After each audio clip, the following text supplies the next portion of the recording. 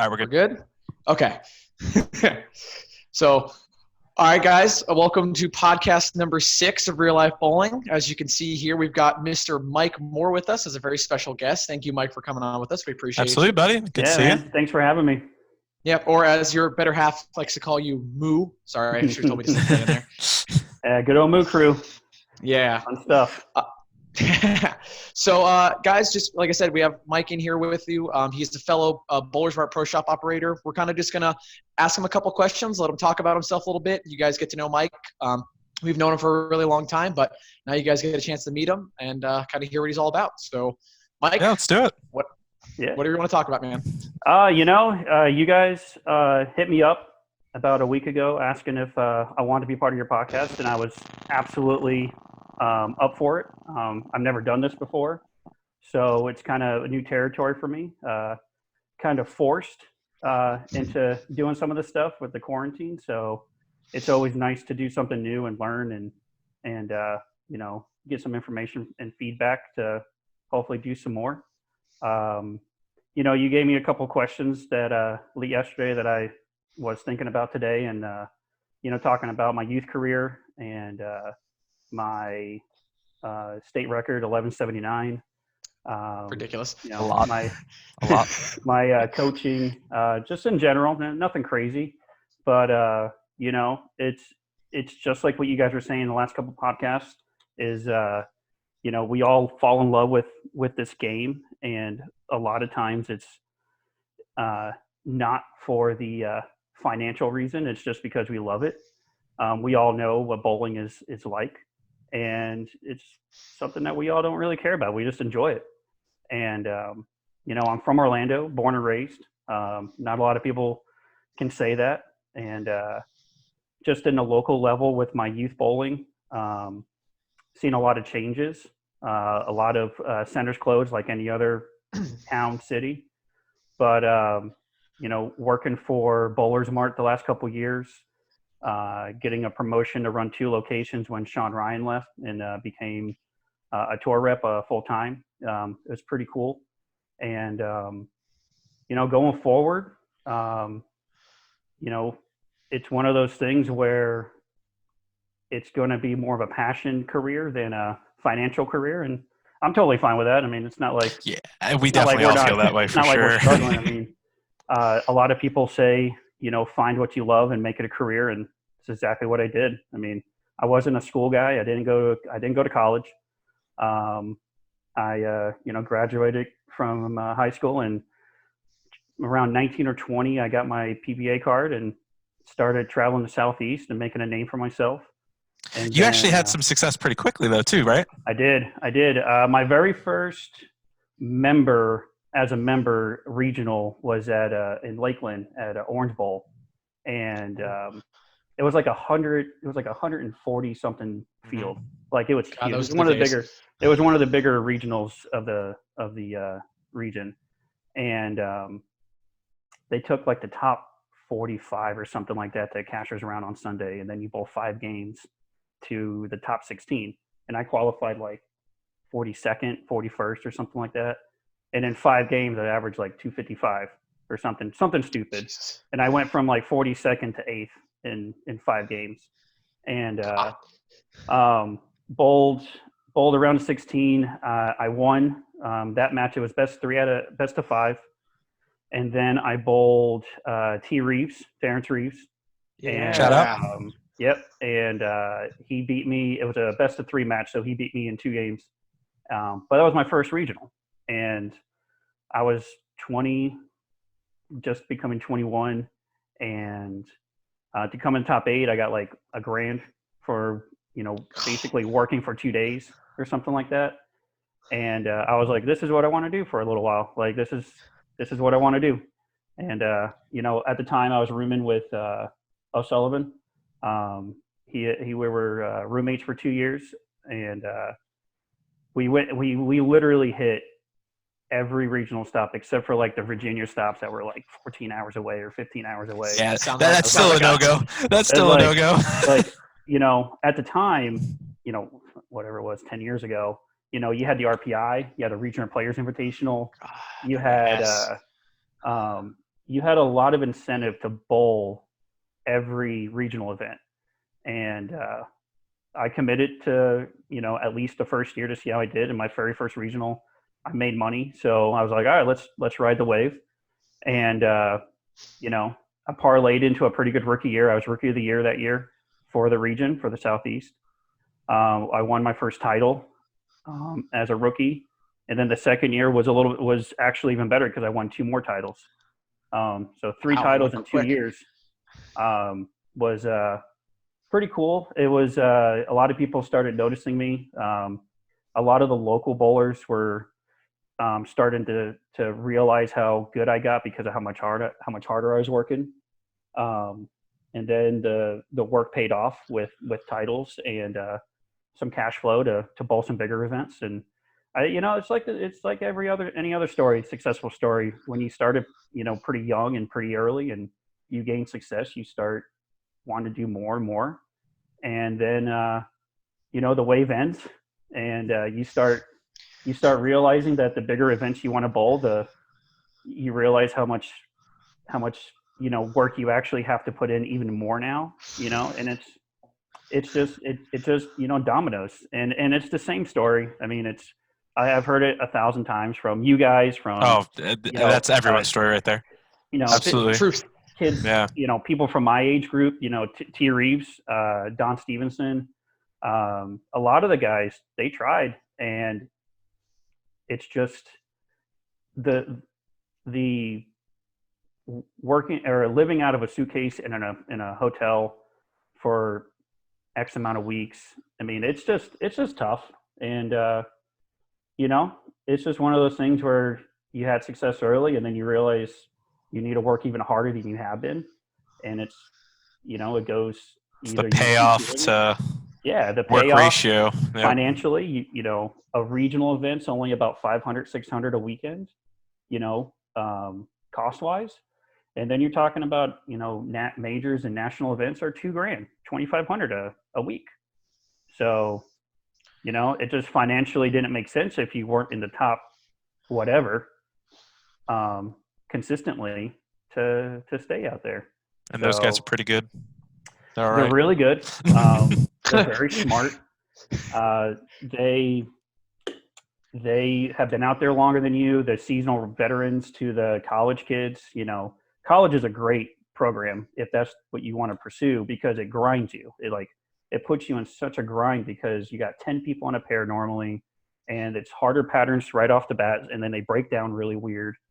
So, college programs are awesome, but it just wasn't for me. So that's why I didn't do it. But I don't regret doing what I have been doing. So I definitely agree there. Same. It's just, none of us went to school. Yeah, it's just it's a choice, and you live with it. So you were on the Kegel elite team with Reeves, weren't you? Back in the day? I was not on his team. The first year that Kegel put a team in for a Junior World Team Challenge, it was one team they put in. And it was like, Matt Stromberg, Don Stevenson, Ashley Galante, T. Reeves, and Samantha Linder. Oh, wow. Okay. Was the first team. And then they did really well the first year, and then Kegel decided to put 2 teams in for the next year, and it was the same team from the previous year, and then it was they added me, Trey Sands. Actually, at first it was Kyle Paxson, and then he got replaced by I think Andrew Koff. And then Stout. Yeah. So me, Craig, Trey, Andrew, and Jason Mersch, Jeff Mersch's brother. That's wow. All right. So, and we went out there and we made the top 5 out of the tournament. I think we came in 3rd or 4th, and the T. Reeves' team came in 2nd. So it was pretty solid. That was the first trip to Vegas. Been there like 20 times now or something like that. But that was my first trip, and I was a minor, so I couldn't gamble or drink or anything. So we just walked around, and it was at the old South Point location, not the Plaza, obviously, because it was before That was way before the plaza was built. But it was in the South Point, bowling center where the World Series of Bowling was for all the years. Oh, that's pretty sick, actually. Yeah. It was cool. It was that was my first national experience as a youth bowler. I don't even think I went to junior gold by then. I think junior world team challenge was my first youth national experience, and it was awesome. I mean, it was nerve-wracking. I was nervous as hell, but it was pretty cool. So, I've always heard stories. I always heard stories about those. I was terrible as a youth bowler, so I was never able to go to those. Yeah, junior world team challenge. I guess it didn't. The World Team Challenge is from the 90s when it was the adult version. And then I think the late 90s or early 2000s, they brought out a Junior World Team Challenge, kind of when smart scholarships were coming around. Mm-hmm. So they created a big event for that. I know Junior Gold was going on before that, but I wasn't a part of it. I didn't have the high enough average or something to qualify for it. Yeah. But Junior World Team Challenge was basically a team event of Junior Gold, if you want to put it that way. I mean, I can remember Blanchard was there. Ronnie Sparks was there.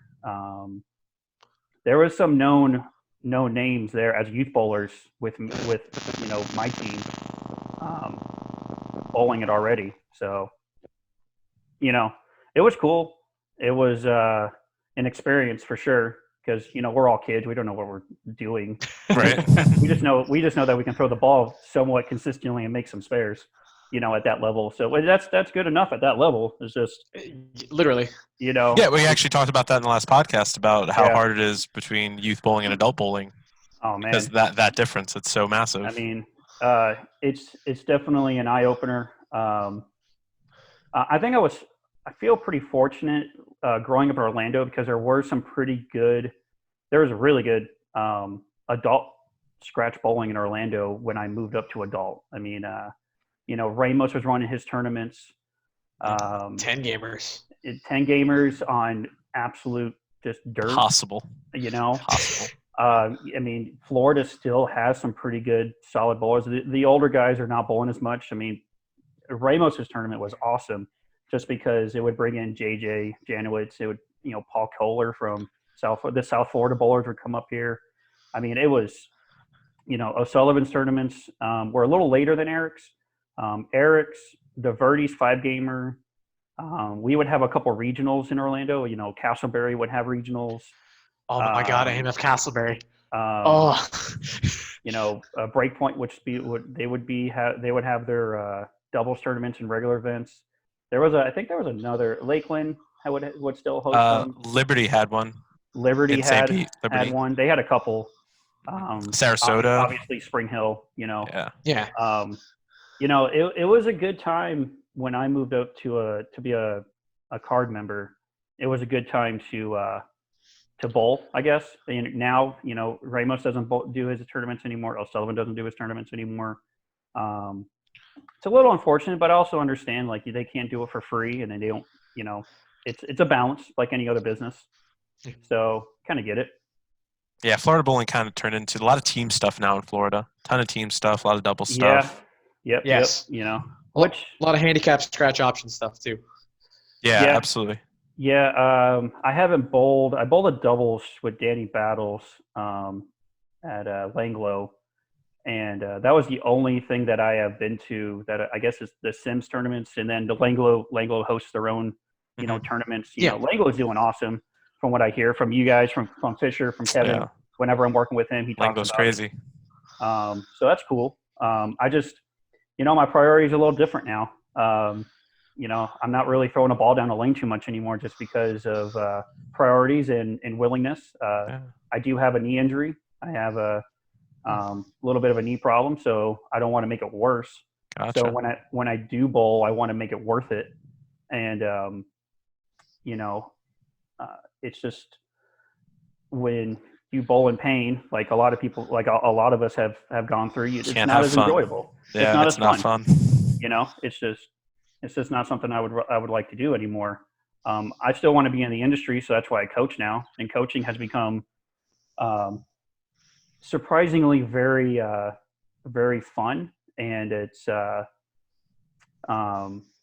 very rewarding on a coaching side. I never really thought, it would have been this satisfying to help people, because I looked at it as a financial, I looked at it financially. I'm very, business oriented. I don't want to spend money that I'm, losing, all the time. So coaching was just like, I can make a couple bucks on the side while working in the pro shops. And it's actually become more of a career, honestly, it's a second career of mine compared to, the pro shop side and everything. Yeah, you're coaching. I mean, I probably remember it's been how many years now? I started coaching, oh God, probably 5 years ago now. That's yeah, because I remember you blew up, man. Like, it was really good. Now it's everywhere, and I constantly try to recommend people to you because I'm an okay coach, but obviously you're much better than I am. So, well, I appreciate that. I don't get I don't get a lot of compliments from coaching. I don't get a lot of derogatory comments either. It's just like a job to me. I don't look for the praise too much. I just go in and I tell my students or people I'm trying to help, like, this is what I think. I put them on my iPad to videotape them, and I was like, look, like, this is why you're missing that extra 10 pin, or this is why your ball's not going to the pins the right way, is your swing's not right, or whatever the case may be. But having people tell me that I'm a good coach, I don't hear that very often, just because I take it as a job. So I just go in and do it. And yeah, it's good to hear. It's good to hear feedback. I started my that MDM coaching thing probably like 2 years ago or 3 years ago. I didn't start MDM coaching right when I started coaching. I started that a couple years afterwards, just because I knew how many people were actually looking at me. So I was like, all right, I guess I need to start making it more structuralized and structure it better. And instead of just, oh yeah, Mike from Colonial gives lessons. I need to actually make a Facebook page and have a title. I have a name. So, my initials with coaching made the most sense at the time. So that's what I ran with. Yeah, it makes a brand. It makes it more professional. It makes it seem like you said, you're not just Mike, the guy that gives lessons. You're an official license. It just makes it more appealing for people that don't know. Yeah. And I got 5 years ago, I was still working at Colonial Lanes and for Dave Ramp, and he helped me get my bronze certification, and then Colonial closed, and I emailed Cliff to see if he wanted to help me get my silver certification, because these certifications are not the cheapest things in the world. And, having a company like Bowlers Mart to invest in you is a great, is a great business, proposition. It helps them out. It helps create sales in the shop and everything. And it helps me out having, a certification. And he helped me out with that. And then from there, just, coaching is definitely a hands-on learning experience. You learn something from every student, and you learn how to read people. You learn how to talk to people the right way. And, even if I didn't have the certifications, I think I would be a good coach in Orlando. But having the certifications just helps me promote myself.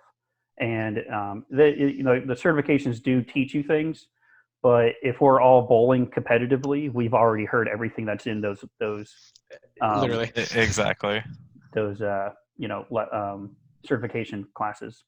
So it's good to have them. I definitely recommend everybody that works in a pro shop. You've heard me on Facebook in our Bowlers Mart private pages. You heard me in last year's group meetings, our company meetings, how it is important, because when you're online and you're promoting yourself online, people don't know you from another city or even another state or, across the country. People don't know you. So your resume and your certifications is the way people can warm up to you to at least send you a message for help. Exactly. So it's just nice to have a company that's willing to invest in you. And Dave did that for me when I started coaching, and then Cliff and Andrew at Bowlers Mart progressed it, and is helping me out tremendously. So that's awesome. pretty No, cool. absolutely. Yeah, Good I'm like stuff. starting to dabble into coaching a little bit. I have a couple people that I help, but I'm kind of like where you would say 5 years ago, where I'm just like helping here, Right. helping there, nothing Right. too standardized. I mean, I work in a smaller market too. Like, Well, I so. mean, it's one of those things where if you can get on the lanes, you make whatever you charge, but you mainly just help people. And in the state that we're in, and unfortunately, the state that we might be in when we're done with this quarantine, um, helping people is going to be even more important after this is over. It was really important beforehand. It's going to be really important now. Absolutely. So, you drill a ball Absolutely. for somebody and you go out there and you get them free game and you stay out there for more than one frame and tell them like, oh, maybe you need to, move a little left with a stronger ball, or, your elbows getting around it, or, your feet are fast, or whatever the case may be. It's going to help everybody in general and as a whole for the industry to just coach. And coaching is not an hour-long thing. It's a lifestyle. You're helping somebody every time that a person walks in the shop. So, knowing that the customer knows that you're a coach will just make it better. It'll make everybody, the whole industry as a whole better. Okay, so you coached high school for a little bit, right? Yeah, I've coached high school the last 3 years now, which has been an experience for sure. I was gonna say, how was that? Like, what did you learn yourself from that? It's actually really crazy how coaching other people can teach you a lot about yourself. I find myself reiterating a lot of the things that I should be following myself to these kids. And then I also find myself carrying myself a little bit differently, because I don't like, I'm kind of there, like I'm their support, like they look up to me and everything like that. So if they see me getting frustrated or me getting upset that they're not performing, or, why did you miss that? Whatever. If I start acting like that and I get negative, then they get negative. So I found myself carrying myself a little bit differently, understanding that they look to me for guidance. And then it's actually helped me in my own personal bowling as well, because it's put me in a different mindset. Because I'm working with kids that are, I'm 25. They're working for, most of the kids are 10 years younger than me. So, they're really impressionable. I work with the boys team, so they're hot-headed, they're egotistical, you know how it is. So to rope all that in and kind of keep them in check for a couple games in a Baker game is difficult, but I've learned, like Mike said, you kind of learn as you go. The first year was good, second year is better, third year we got them all on track and they're doing their drills and they want to shoot spares, they want to win. They're learning how to bowl rather than just showing up for practice And throwing a ball, yeah, a lot different. I got a question. It's a little black and white, but how do you deal with the parents of high school?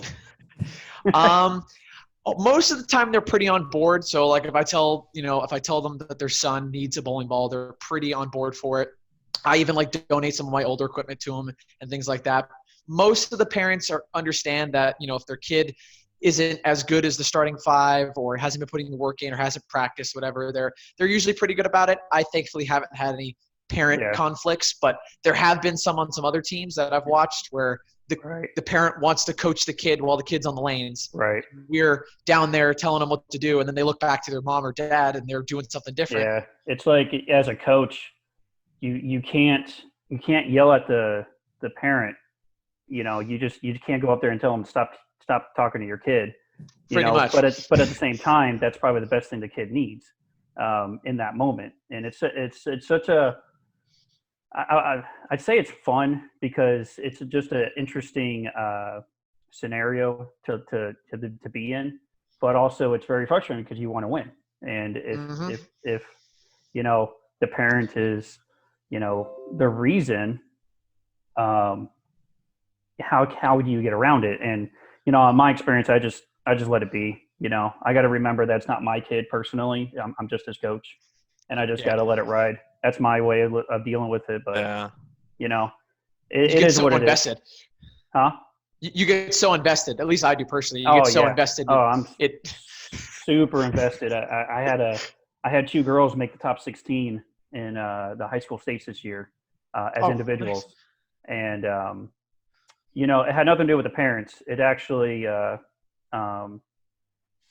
as a coach, but not a high school coach, I'm not allowed to go down to the bowling circle and help and coach and everything like that. So internally, I was getting upset of how the high school coaches were doing their own way of coaching, and I just had to remember, like, I'm not their coach right now. I'm just there to support them.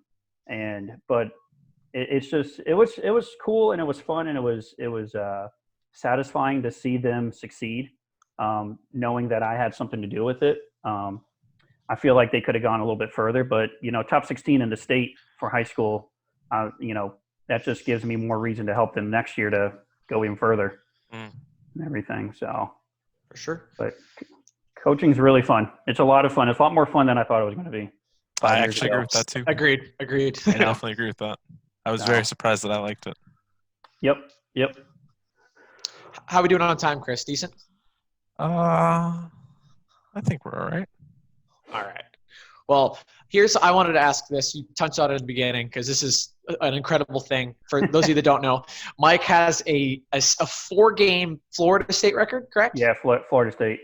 All right. So go ahead and just go through that. Go ahead, just kind of go through that whole thing for people to understand, because I want people to hear this. This is incredible. I mean, one second.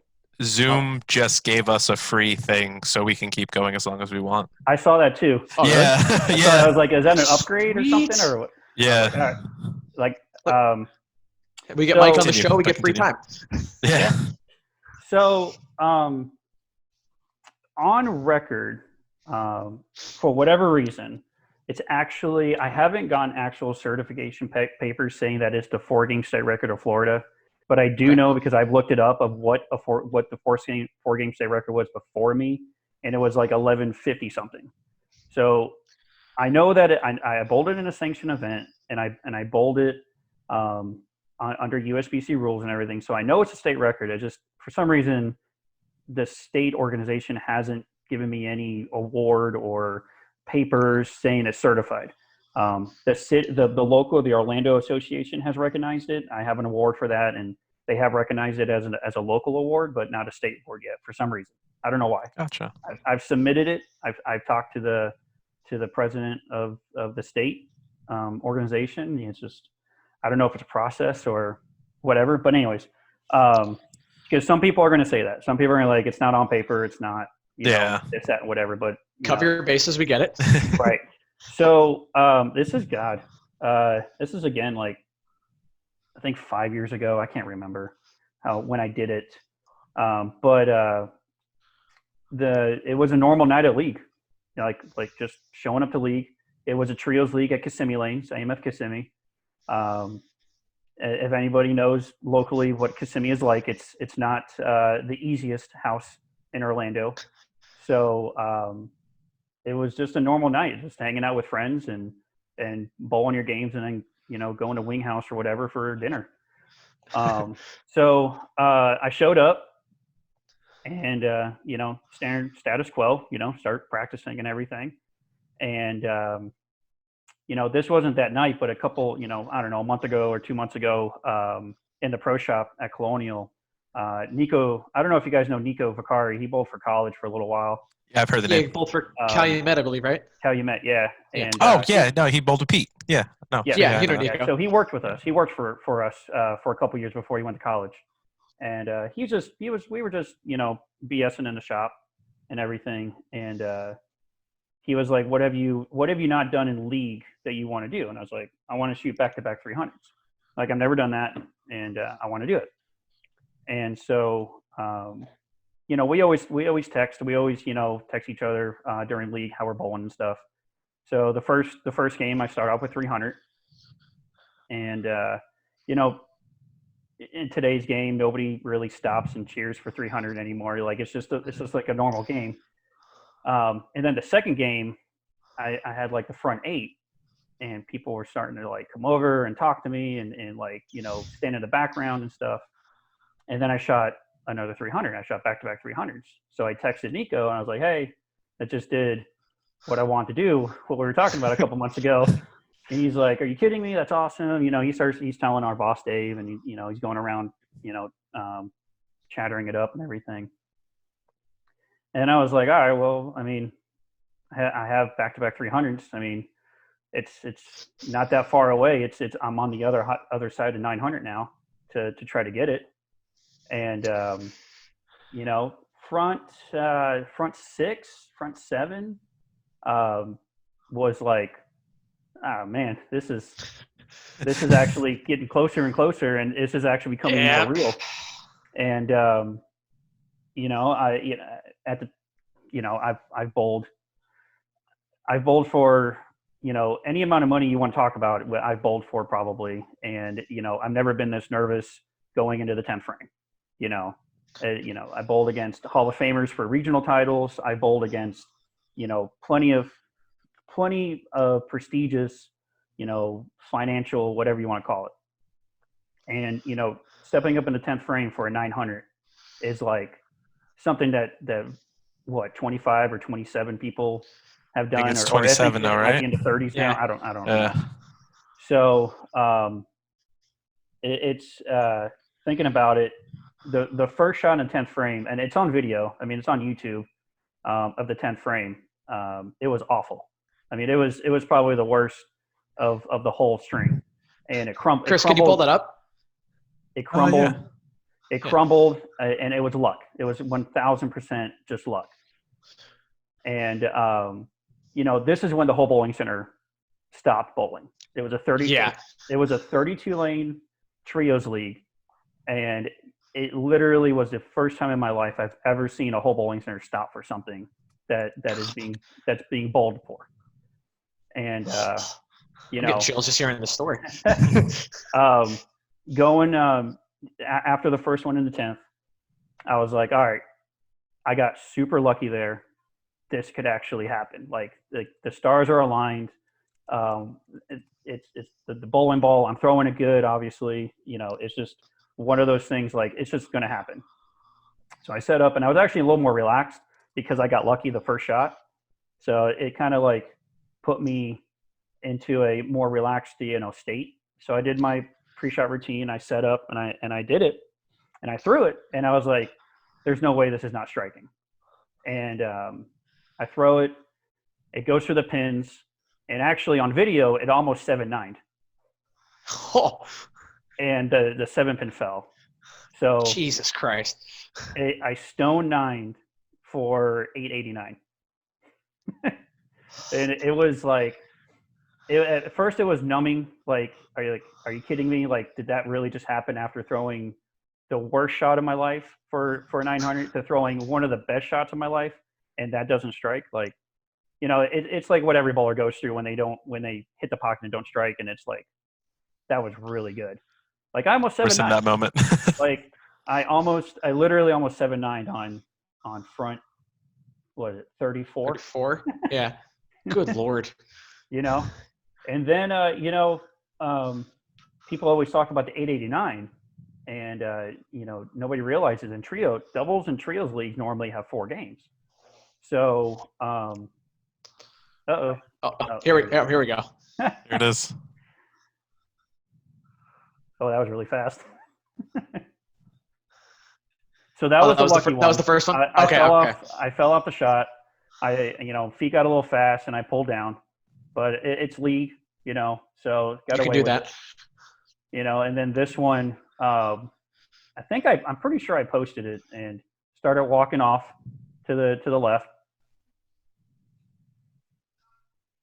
Was your pre-shot routine was the exact same this whole time, right? You just tried to go through everything, like, process. You know, just a typical process. I treated this like a regional title event because it's something that not a lot of people have ever done.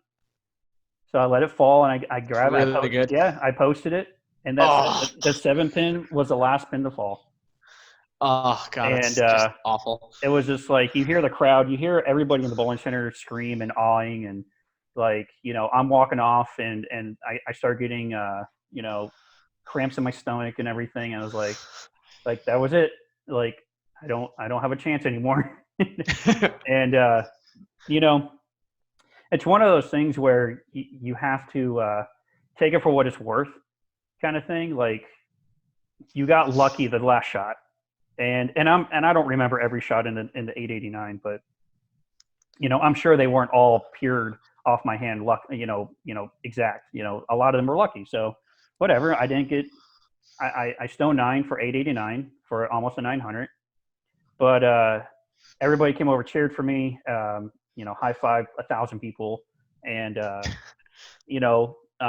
took a shot with a buddy of mine that bought me a shot for stoning the 9, and then everything went back to normal, and I was a little upset. I was pretty annoyed, whatever you want to call it. I wasn't kicking anything or wasn't screaming or anything like that, but I was like, all right, well, I don't have the record with a 900, but I have another game left.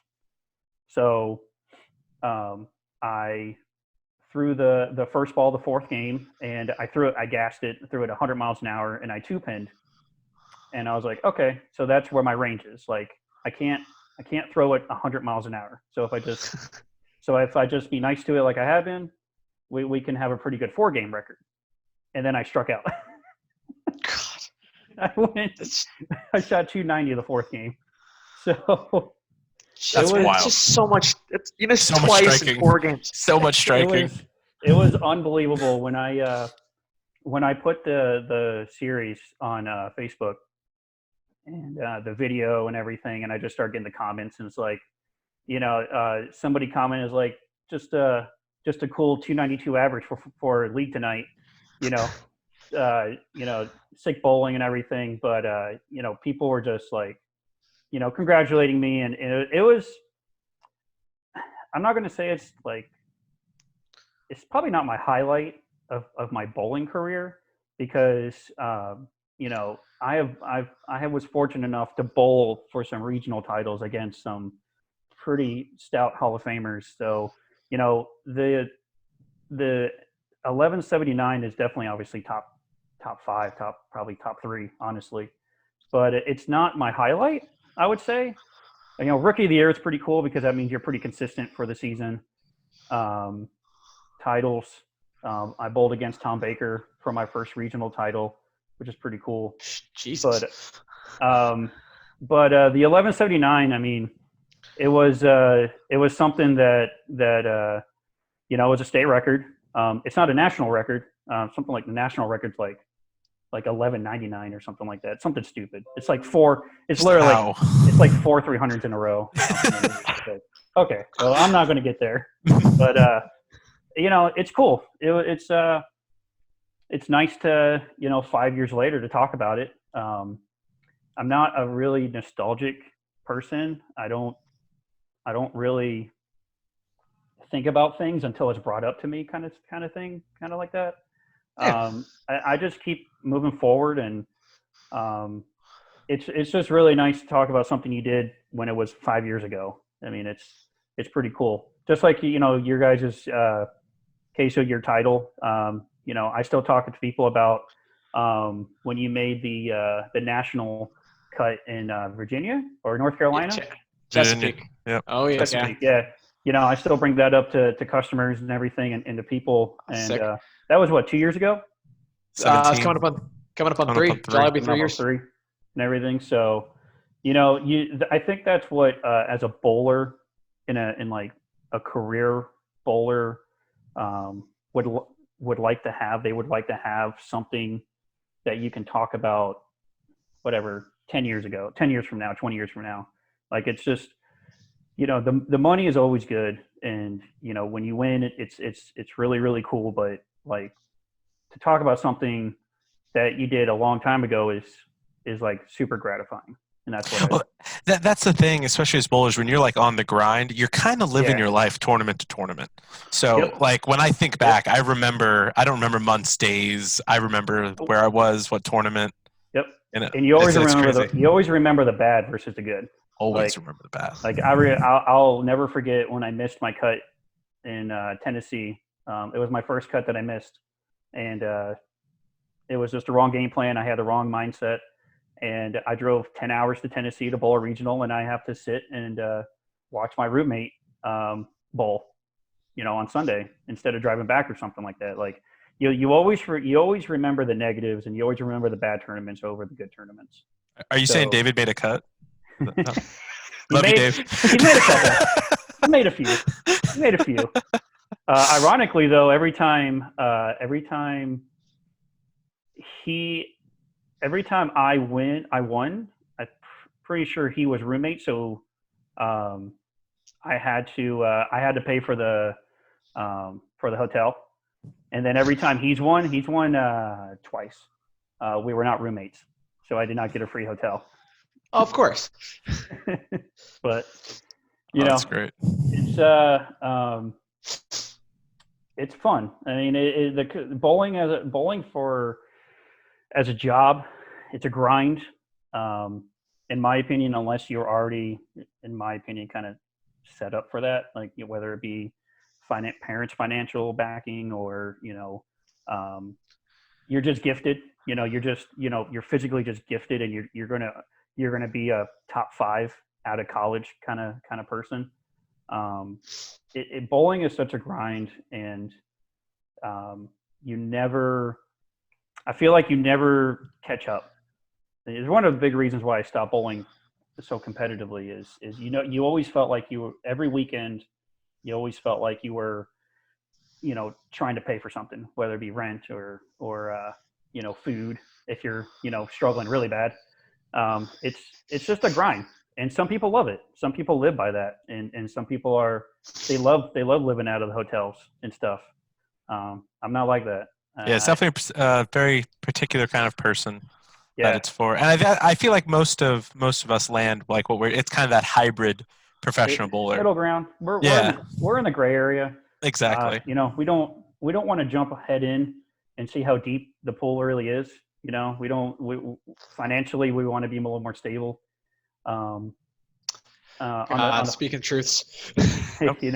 On the flip side, we would like to bowl in some major events or some, the World Series. I bowled the World Series. I bowled the Masters. I have bowled the high roller. When at the end of kind of the high rollers, kind of not even prestige. It was way after they were paying $100,000 and everything for first. I was able to bowl as a member in the high roller. High rollers were always known as big amateur tournaments and everything, but at the tail end of that tournament, they allowed like regional players, like regional PBA card holders to bowl. And so, I bowled a lot of the major events, and I bowled a lot of the regionals and everything, but it's priorities. It's a grind, and it's a lifestyle, that I didn't really want to do anymore, just because it was going to hurt my knee more and more. I would either have to get surgery, or it would be a point where I couldn't even walk that well. So I was like, do I even do this anymore, or do I do it like part-time? And whenever we want to bowl the doubles tournament in Breakpoint, Naman and I do pretty well there. So, right. Yeah. What is your record in that building? No, me and Naman have won twice, and we've come in second twice in 5 or 6 years. I think 5 years. We've always made the cut. I think our worst is 8th. But that's fun. That's a fun tournament because you're bowling with a friend. It's a fun tournament. It's competitive. It's hard. Maybe not scoring wise, it's not always a grind, because it is a lot of more times than not. It is on the double side, at least. It is high scoring pace. It's like. But in that building, that's also just as hard as when they're hard. Oh yeah, that's what I try to explain to people. Yeah, everybody has a look, or nobody has a look. It's not it's definitely not a bowling center that's like a score is completely irrelevant. You have to make your spares and never mess up. Right. When it's impossible when they're walled. I love that place. Yeah, it's a very unique bowling center. 3 bays, 3 different age surfaces and everything. So it definitely puts your thinking cap on. You definitely have to know where you're bowling in order to, roll it the right way, or throw the right ball, or be in the right part of the lane. And that's what Naman and I really kind of work together on. We both throw it very similar, and we can really key off each other, and it's fun. I mean, it's nice going to a tournament where we've had success, and we always feel pretty confident making the cut and everything. but it's still 8 games of either grind fest or 8 games of we got to get the ball to run the 9 pin over. Yep, every 80% time. of the time, if not more. It's a fun tournament, and that's the reason why I still competitively bowl is for the like. I'd rather have fun than to be around people that are miserable, and just makes everybody's life miserable, in my opinion. A lot of national tour stops is negative, is misery. It's negativity. It's like just straight. It's pretty bold and pretty black and white, but it's pretty miserable out there sometimes, and I didn't like it. I didn't want to do that, so started working in pro shops more, started coaching, and here you are. This is on the Real Life Bowling Podcast. Now. Yeah, so pretty cool. Definitely no regrets. I don't regret anything. I don't regret not competitively bowling anymore, even though people think I should. But it's one of those choice. People. Yeah, it's my choice. It's just it's a grind, man. I mean, it's you guys have lived it. You guys are living it still. Yep. I work with Kevin, and him coming back from a tournament where he was profitable is always better than when he wasn't profitable. You get him after the car ride, after I talk him off the ledge too. But I've been there. I was in his same shoes. I was,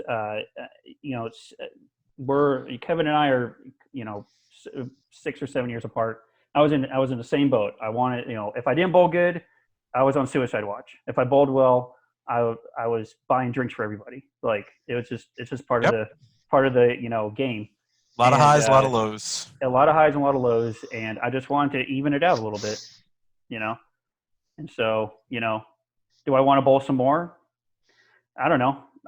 If I get the competitive edge and I have time to practice, I don't, before the quarantine, I mean, I was 2 hours. We all open at 12, I think, or earlier, like an hour or so, whatever.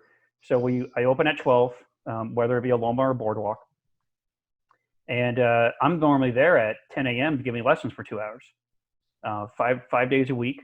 And then on Saturdays, we have a full house youth program, 32 lanes, but they start at 10. So I can show up at 9 when they open and do a lesson at 9 a.m.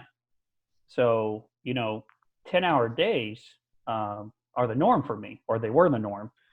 And when come Sunday, you don't feel like spending another 10 hours bowling. When you're in the bowling alley that long, in the bowling centers that long, you don't want to practice. You don't want to stay after league, and when the league bowlers get done bowling, they're burned. You'd rather bowl in a pattern, and you just don't have that luxury sometimes. So it's just like priorities are changing. When I was bowling a lot, and when I was doing the regional program, I bowled more than I worked.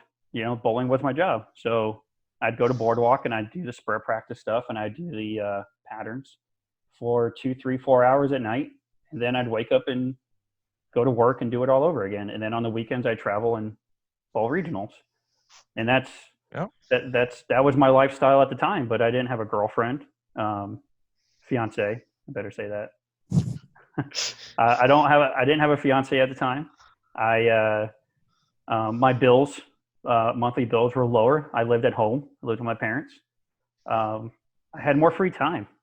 The older you get, you don't have as much free time unless you prioritize. There's a window for sure. Yeah, there's a window for sure when you could really go forward and when you just can't anymore. Like everyone, I think, and you kind of notice that with everybody. They're chasing, they slowly drop off. When they get to 28, 29, 30, that's normally when they start changing.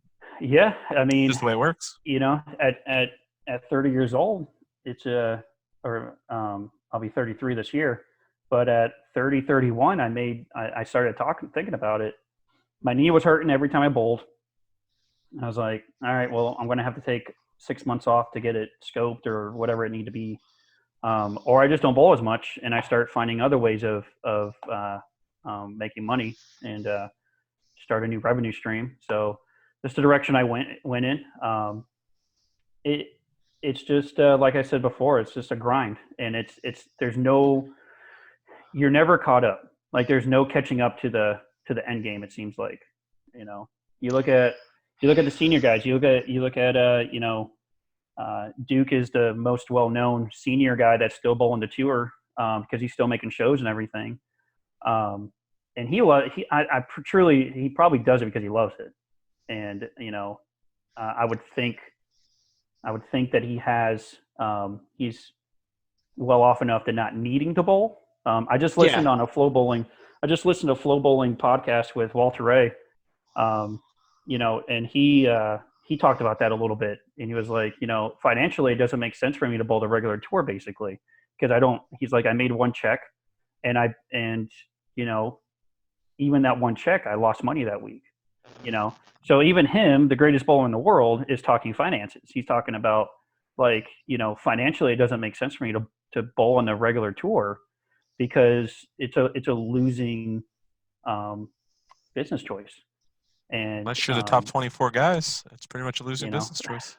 In my opinion, not even. I think you have to be top 10. Top 10 for an actual living. Yeah. Top 24 is top 24 is like surviving plus a little bit. Yeah. So top 24, like if you're 24th or 23rd or whatever, like you're still struggling. Like, and that's only because the playoffs, the extra money from the playoffs. Right. That's only because exactly. Of that. Like if you're 25th, man, that's a tough spot to be in and everything. But in the overall, in my personal opinion, I think top 10 is livable. It's like your house, your home is paid for. Like all your home bills are paid for. Your expenses for the road is paid for. Did you guys listen in on Dick Allen's podcast? No, I haven't yet. Flow Bowling or something. He was talking about the Flow Bowling guy was asking him finances, like is he doing okay, or is not bowling is that a struggle right now? And he's like, actually staying at home, I'm kind of saving money right now because they don't have to pay for daycare, they don't have to pay for expenses on the road. He's actually saving a little bit of money. Now he's not bringing any money in except for his bowling ball, his company check, company check, whatever. But you look at that and it's like, is it, and Dick's a phenomenal bowler. He's a South Region guy. We all know him, and he's talking about how he's saving money. Best in the region forever. Yeah, he's saying that he's saving money by staying at home. Because he's not shelling out all the expense money. That's the flip side. Like, it's $2,000. It's $2,000 a week to bowl on the national tour. Yeah. It's not pennies. It's not just a drop in the bucket. It's something. And you got to beat Belmo every week. And you got to beat Belmo every week. Yeah, exactly. And it's hard. I don't put any of them down. I was there in the same boat. I wanted to do the same thing. But the older you get and you realize how good the college kids are and the younger kids are, the regional tour will always be the regional tour, in my opinion. It's always going to have its field of people like us. They're going to have Dick Allen. And when Sterner was down here, you'd always have the Sterners and Dick Allens and us. And you always have the local guys that wanted to bowl, and it's always going to be that way, in my opinion. And then you get to the national tour, and it's just like, you got to be right ball, right game plan. Your spare shooting has to be, 100%, if not, 95, 100% on everything. And you just have to know when to make your moves. And that's the problem. That's the problem I always had is knowing when to move and being confident in it. Like, and I think it just a lot has to do with being out there all the time, because you're bowling against the same people every single week, and that's a unique thing in bowling because we really don't see that anywhere ever. You're always bowling against someone different at some place, but it's the same people doing the same things the same way every week. So you have to be good at that one thing. You have to be good at those couple things. And that I think that's really the difference in national tour and everything else, because there's no way to learn. You can't learn it. You can't practice for it. It was a big eye opener at the World Series of Bowling.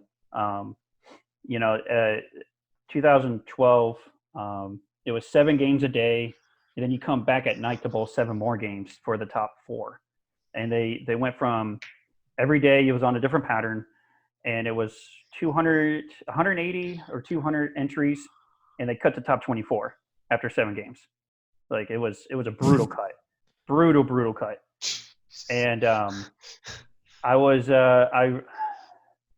I crossed with Dick Allen.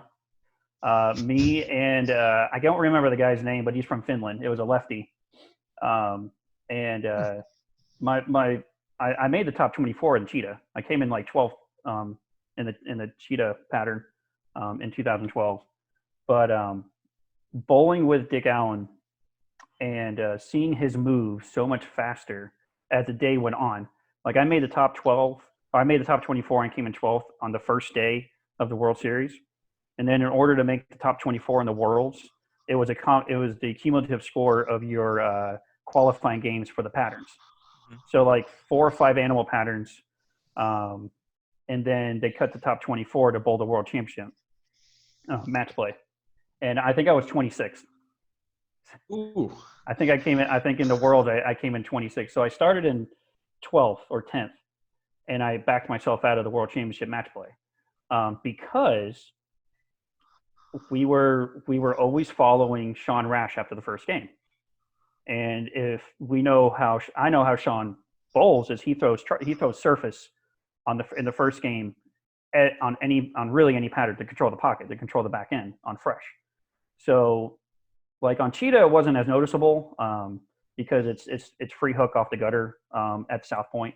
Like it wasn't really that hard. I shot 8-12 the first 3 games. A little 8-12. Yeah. It kind of gave me a high for the week, which actually probably hurt me in the long run because I didn't really pay any attention to the other patterns too much. But I would always start off well in the first game and then jump to game 2 after following Rash. I would have to make like 4 zones, a 4-zone move to the left, and Dick Allen was already there. He was always there, and he would always shoot like 220 or 230 the second game, and I would shoot my 150, 160. And out of 7 games, going for top 24 out of 180 or 200 entries. That's almost it with those guys. I was basically done after the second game. I was playing catch up to just get a check, let alone the top 24. And so that was a really big learning experience of like, it doesn't matter how well you throw it.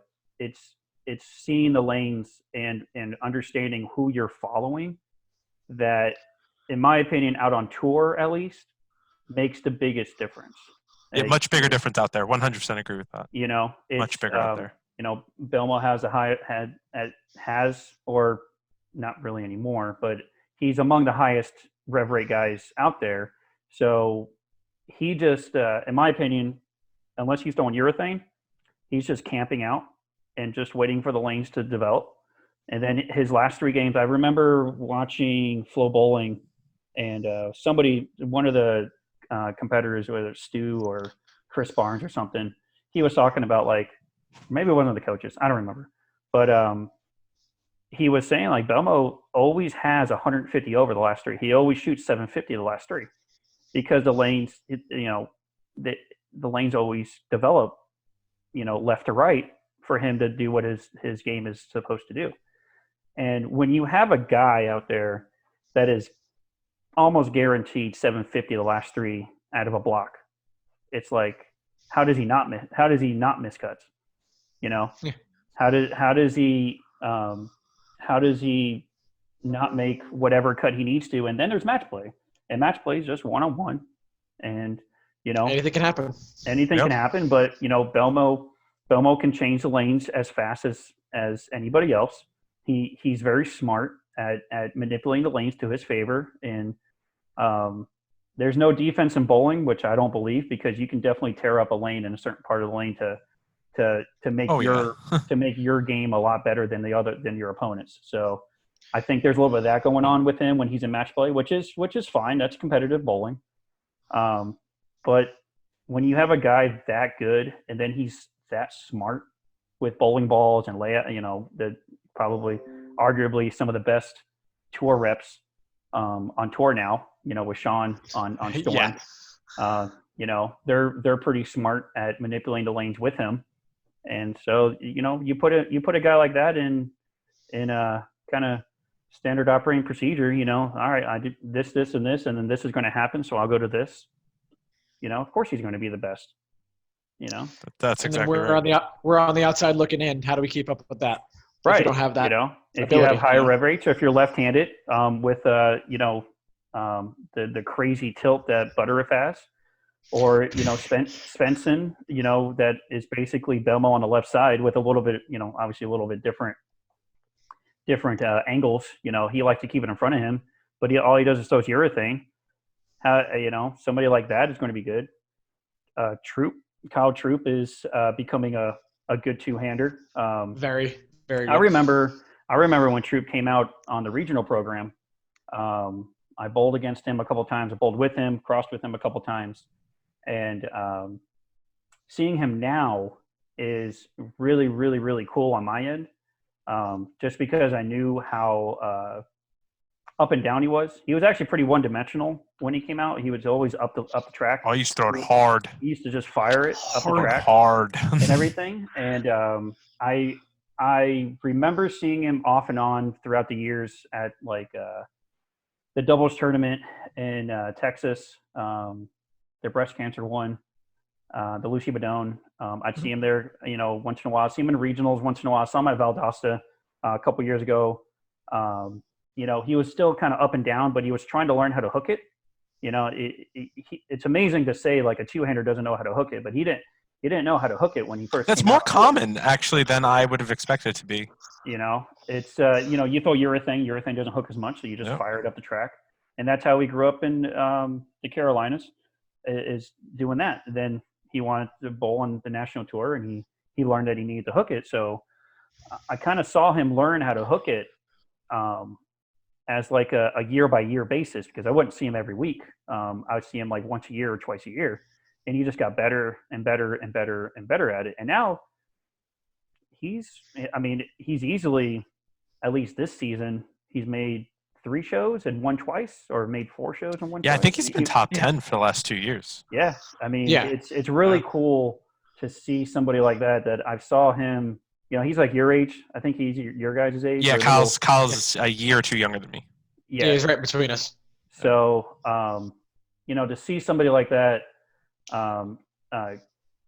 create a brand, a name for himself with the fro and all that, but just as a competitor, like he is probably he's, like you said, he's top 10, top 5 probably right now, because he's learned, he's evolved, and like you were saying, like we've watched him, he's from our region, so we've seen him from I remember Kyle 10 years ago to now. It's insane. If you don't evolve out there, if you're not willing to learn new ways of throwing a ball, or angles, or speeds, or understanding ball motion layouts, like if you're not willing to learn some of that, especially if you're in the lower rev rate, kind of category, you're going to be behind the 8 ball more than not.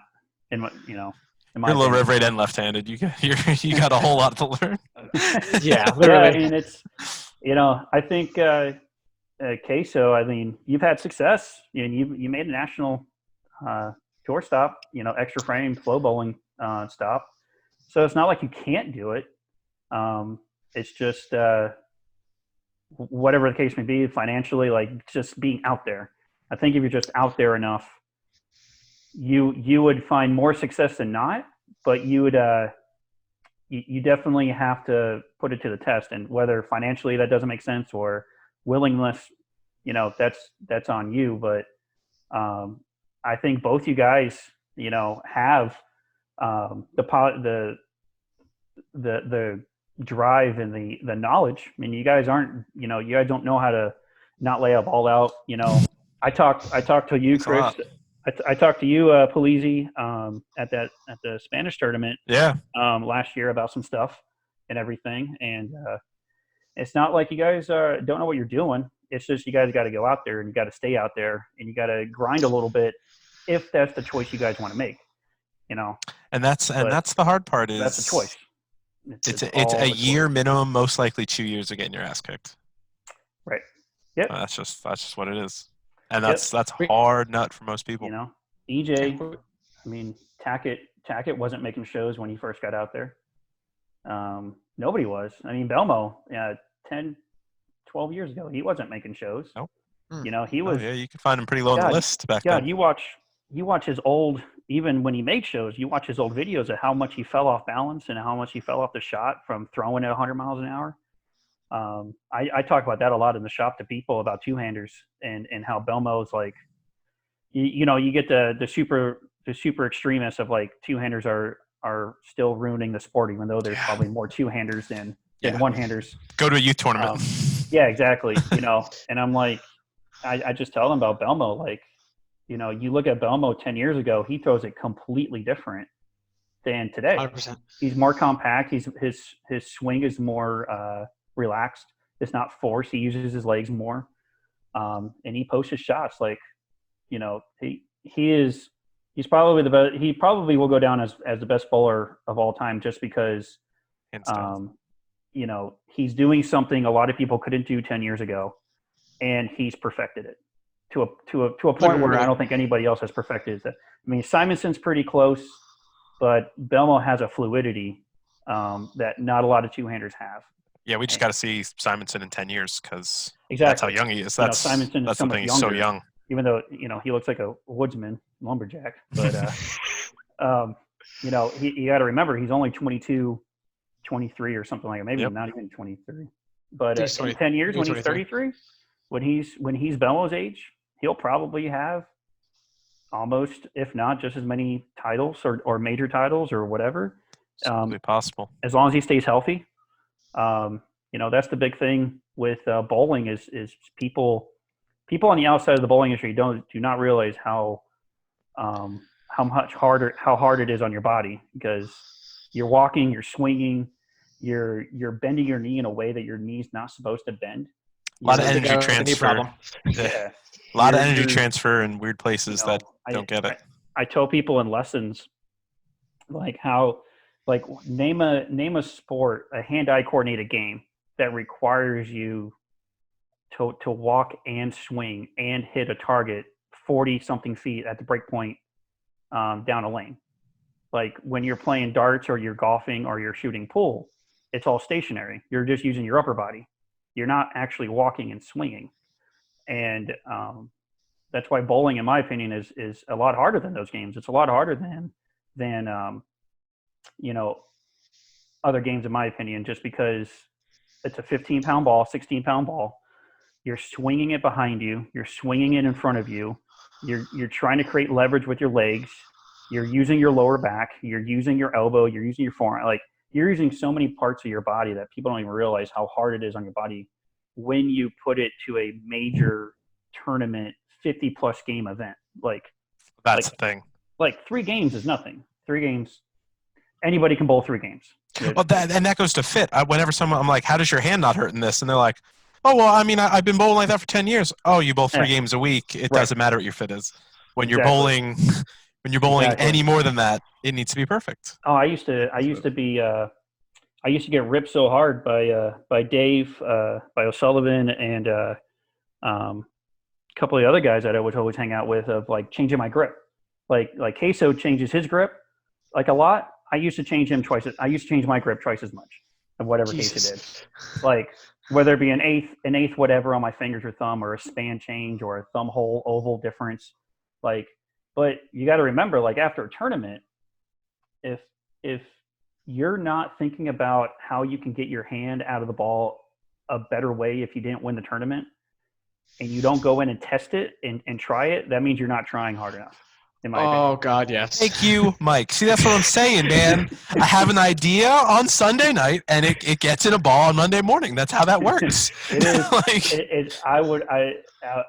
Dave called me pitch change Wednesday, because at my thumb, I'd be a half forward to a quarter forward to a half left, or trying to. Dave harasses me all the time now. Like, trying to offset my thumbs or whatever the case may be. Like if you don't think that you couldn't win because of a grip change, then you're not trying hard enough.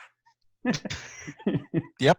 Because, you know, if you're bowling in a tournament, you're getting caught up, or you're dropping it, or you're not getting around the ball the right way, like the winners are.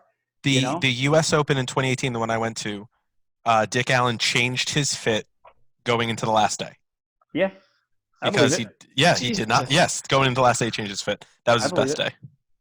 Yeah, I mean, when you're that, there's a science behind it. Like when you're that in tune, like when you're bowling every day, like I practice every day and I bowled something. Whether if it wasn't a regional, it was something in Florida.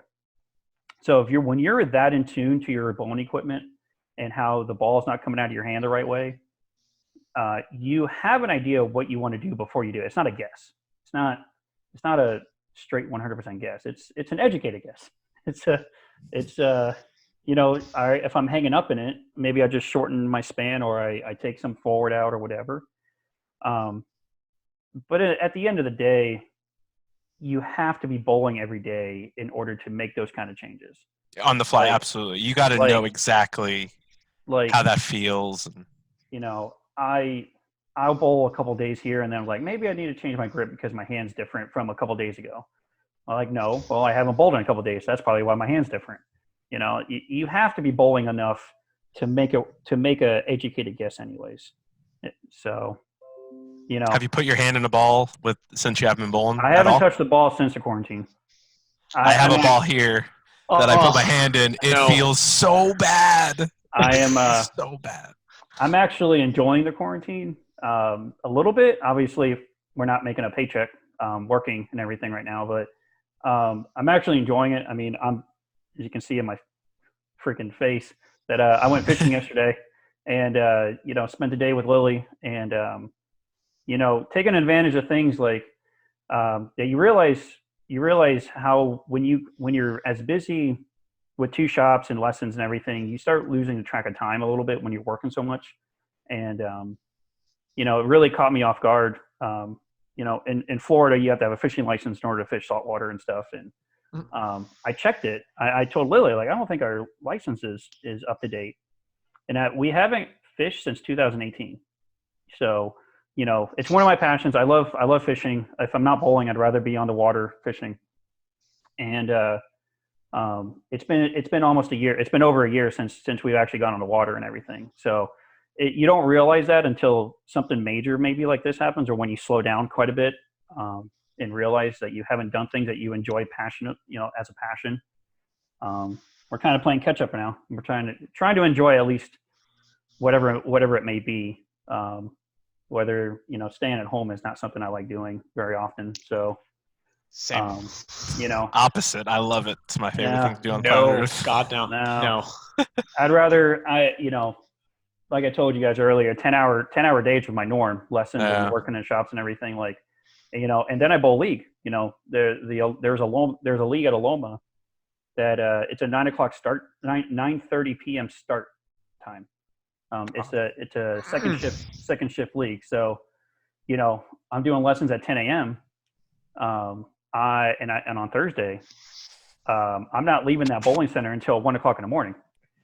And, you know, that's a regular Thursday night for me. Yeah. And I love it. And I completely enjoy it. I enjoy league. I enjoy bowling with my buddies. Lily bowls with me on the team. I got two guys that I've been bowling since Colonial. You know, and you know, sometimes it gets a little draining if you're busy in the shop, and you know, you got to rush out there. Yeah, you got to rush out there and bowl. Yeah. You know, but at the same time, in the grand scheme, I'd rather be doing that right now than being at home. You know, I'd rather do that. I love the pro shop aspect of what I do, and it kind of your vision. Oh, there it is. Oh, yeah, we're good. Me? Yeah, no, it just lagged for a second.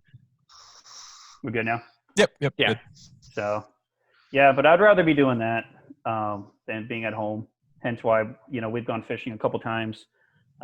We do the social distancing. We rolled up to Port Canaveral yesterday, and it was so nice out. There was 50 people in a small little park area that we'd only fish, and we're like, nope, we're not going to be here. So we just went to another spot that I know, and there was nobody there, so it was perfect. There you go. So, yeah. I think this whole thing is going to give everyone a complete perspective change, and we're going to see. Yeah. I think we're going to see more people practicing. I think we're going to see more people maybe not taking things for granted as much, and hopefully on our side it'll be a little bit better because these first few weeks when everyone comes back, I think it's going to be super crucial for pro shop guys / coaches. You know, it's going to be super crucial for us to go that extra mile like you were talking about. And, you know, you have a bowl in a month. Let me look at your fit. Let's go, you know, maybe book a lesson. You haven't thrown a ball in a month. Let's see what your swing is doing or whatever. Yeah. Have you guys gotten any notifications or messages about customers asking to go to the pro shop and work on stuff or get stuff or anything like that? I have. No. Casey, you have? Yeah, a buddy of mine, a customer of mine ordered some bowling balls off the website, and he's like, "All right, whenever we open back up, you know, let me punch these out." I said, "Sure, let's go." I can't wait. Yeah, I've gotten a few people lessons. So I got some guys wanting some bowling balls, you know, and it's just like I texted my the general manager of Aloma, is like, any word, any kind of insight, and obviously it's up to the government when we, you know, open back up and everything. But she's just like, no, I get messages all the time. Like her work email, it gets blown up about coming into bowl. Like people want to get out. People do want to get out and do something. And bowling is a really, really, really good option because you can really social distance people. You know, I know Aloma was keeping one lane apart from each other. So basically a 32 lane center was a 16 lane center. For a couple weeks before they actually had to be shut down. And, you know, it worked, but, you know, at the same time, you know, a center is a business and it needs to generate revenue to pay bills. And if you're only having 2 or 3 lanes going a day, you're not exactly making a lot of money. And you can't do leagues, you can't do tournaments, you can't do leagues, parties. Nope, can't do any parties or anything like that. So, you know, that's one of the reasons why the 3 centers where Chris, you run airport, and me over at Boardwalk. If anybody doesn't know, Mike runs Aloma and Boardwalk. He's the district-ish manager for those two. General and then I run manager, airport. There's not really a title. I got promoted when Sean left, and you know, I run both locations like they're mine, like everybody else does. And I work with Anthony and Kevin and Kyle. So good little crew. And I'm by myself at airport. And you have Chris. And then I am at airport. Hopefully, you know, I have a lot of people asking if the 3 centers could be like one group, like moving around and stuff. So that could be something that we need to talk to. I've had that opinion, and I have shared that opinion because I think it makes sense. I think if we had if 3 all centers, of us, if 3 centers in Orlando are the same, you know, as the Aloma centers are, the pro shops, even though they're Bowlers Mart and it's a bigger company, I agree with you. I do think we should like float around more and go to a couple different, you know, locations to learn from each other, 1, and 2, to expand our clientele and everything. So, you know, that's something to talk about. I'm sure. Yeah, no, we can talk about that for sure. Yeah, we need to get Cliff on here. Yeah, that'd be cool. I definitely want to do that before. You guys have any future guests coming up? We are working on a couple. First, I guess, but, you are the first. You are the first. Cool. We're the first. That's awesome, man. Yep. We have your doubles partner coming on soon. Sean's going to be on here probably in the next couple. Okay. All right. Cool. So, all right, Queso, you want to do the? Oh, the thing? Okay. Thank you, Mike, for coming on. We really appreciate you, man. It was fun. This didn't feel like how long we were going for, a little over an hour? Yeah, way longer than expected. That's fine. That's always cool. Hopefully people enjoy. Yeah. I knew that was going to happen too. Yeah. Yeah. But as always, guys, thank you. Appreciate it. Shout out to all of our representatives, Motive, Kulik, and Bowlers Mart for all the support they give us. Joking up over here. Right there. Be sure to like the video, guys. Subscribe, hit the notification bell to make sure you get notified when we come on. If you guys enjoyed having Mike, maybe we'll have him back. If you guys enjoyed, definitely gonna have Mike again. If we enjoy the guests, that's awesome, definitely let us know. But we appreciate it, guys, and we'll see you next time. All right, man. Appreciate it. Bye. Yep. Take it easy.